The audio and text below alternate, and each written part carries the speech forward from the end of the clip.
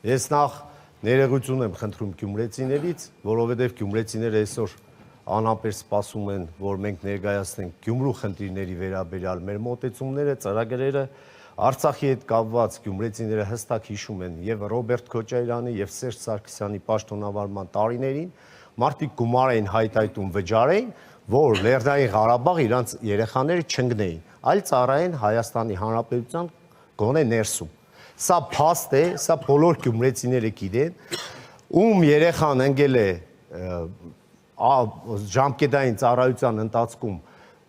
տեղափոխել են Ղարաբաղ, Լեռնային Ղարաբաղ, այդ մարդիկ իրենց դժբախտ են համարել։ Հիմա եկել եք գյումրեցիներին ուզում եք հակառակը ապացուցել։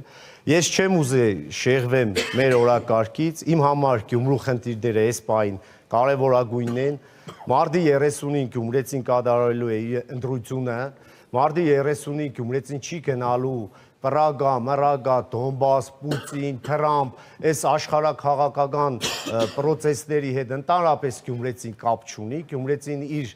վստահ գիտակից քվեն տալու է։ Շնորհակալ եմ, նաև ներողություն եմ խնդրում մեր հարգարժան հեռուստադիտողից մի փոքր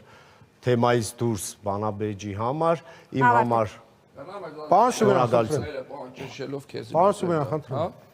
Պարոնակ, ես լավ կարող եմ վատ եմ ասում, դուք ստորագրել եք, հարգեք ձեր ստորագրությունը, որ պատկասում եք, մարդիկ նայում են, քաղաքը նայում է ձեզ։ Այն կսեք, որ հարգանքով եք միմյանց նկատմամբ։ Հիմա բանավեճի ընթացքում կարող եք 6 րոպե խոսել։